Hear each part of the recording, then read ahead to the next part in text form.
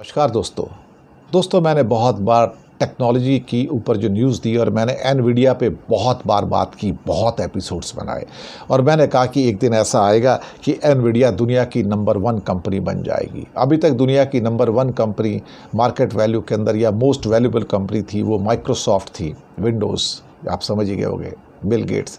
और दूसरे नंबर की मोस्ट वैल्यूबल कंपनी थी एप्पल, जिसके फ़ोन्स आप यूज़ करते हो, लैपटॉप भी यूज़ करते हो, घड़ियाँ भी यूज़ करते हो, टेक्नोलॉजी किंग है।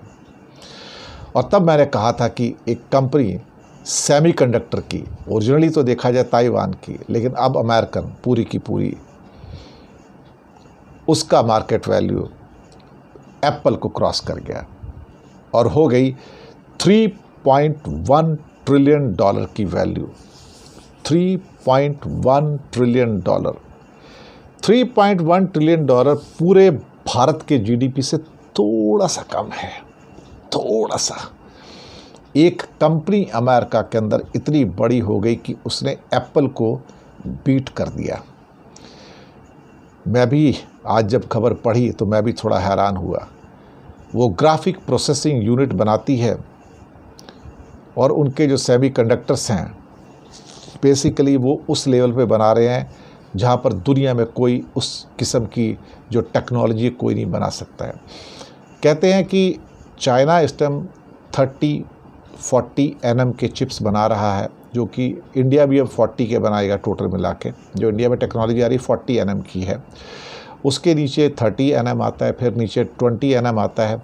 सुना है चाइनीज़ कंपनियों ने, हुआवी वगैरह ने 15 एनएम 15 एनएम की अब एक्सपर्टीज़ हासिल कर ली है, लेकिन इससे नीचे अभी तक नहीं गए हैं। जो आर्टिफिशियल इंटेलिजेंस के लिए जो चिप्स चाहिए उनकी जो सो कॉल्ड स्पेसिफिकेशंस हैं 5 एनएम के नीचे आते हैं, और 5 एनएम के नीचे बनाने वाले तो दुनिया में सिर्फ 1-2 कंपनियां ही हैं, वो भी अमेरिका में ही हैं और कहीं नहीं हैं। और अभी जो ये चिप्स बनाए जा रहे हैं वो 2 एनएम के हैं। 2 अब 2 एनएम तक आते आते तो चीन को भी कम से कम 10 साल जाएंगे, कम से कम 10 साल जाएंगे, तब तक वो 1 और उसके नीचे आ जाएंगे। दरअसल ये जो ग्राफिक कार्ड है, इनके जो so called graphic processing units जो हैं, जो दुनिया की हर चीज़ में रखते हैं, वो रॉकेट हो, एटॉमिक एनर्जी हो, पंखा हो, कुछ भी हो, हर जगह ये चिप्स लगते हैं और डिमांड इसकी बढ़ती चली जा रही है। और अब इसके शेयरों ने ज़िंदगी में पहली बार इसकी जो वैल्यूशन है वो बढ़कर 3.1 ट्रिलियन डॉलर पहुंच गया, और जबकि एप्पल भी 3.0 ट्रिलियन डॉलर पे है। ये दुनिया की दरअसल एक किस्म से एप्पल को छोड़ के एक सबसे कीमती कंपनी जो होती है उसके अंदर शामिल हो गई माइक्रोसॉफ्ट के साथ में। अब क्या कहा जाए, अल्टीमेटली अब ये माइक्रोसॉफ्ट से सिर्फ कुछ ही दूरी पर है। इस समय माइक्रोसॉफ्ट का मार्केट कैप जो है 3.15 ट्रिलियन डॉलर है, और एनवीडिया का मार्केट कैप 3.01 ट्रिलियन डॉलर है। हो सकता है कि अगले 1-8 महीने के अंदर ही ये माइक्रोसॉफ्ट को क्रॉस कर जाए। एप्पल की मार्केट वैल्यू 3.003 और एनवीडिया 3.01, और यहाँ पे ये दूसरे स्थान पर आ गई। चौथे स्थान पर गूगल की पेरेंट कंपनी अल्फ़ाबेट है जो 2.18 ट्रिलियन डॉलर। तो देखिए सारी कंपनियां अमेरिकन हैं, दुनिया की जो सबसे टॉप की कंपनियां हैं ये सभी हैं, लेकिन एनवीडिया, इसकी तो कोई आसमान को चीर कर जाने की कोई सीमा ही नहीं है, कोई सीमा नहीं है।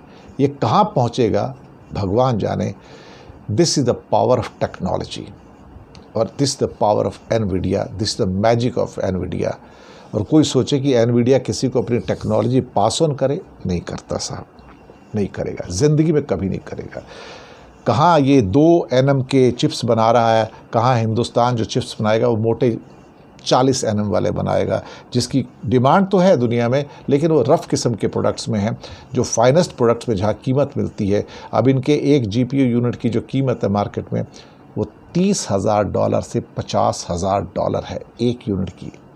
एक यूनिट की कीमत, एक जो से आप कह सकते हैं एक मदरबोर्ड की कीमत $30,000 से $50,000, यानी कि $30,000 का मतलब होता है कि करीब करीब आप समझिए कि 24-25 लाख रुपए हो जाता है। 24-25 लाख रुपए हो जाता है, आप सोचिए।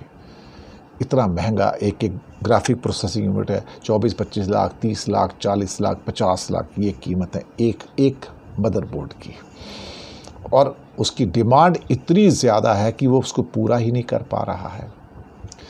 ये है चमत्कार एनवीडिया का, दुनिया की अब मार्केट कैप के अंदर मोस्ट वैल्यूएबल कंपनी में नंबर 2। नंबर 1 पे बिल गेट्स, उसको भी अभी क्रॉस कर जाएगा, ये दुनिया की नंबर 1 कंपनी बन जाएगा। टेक्नोलॉजी की कंपनी, पहली बार दुनिया में हार्डवेयर की कंपनी नंबर 2 बनने जा रही है। सलाम है एनवीडिया को, सलाम है।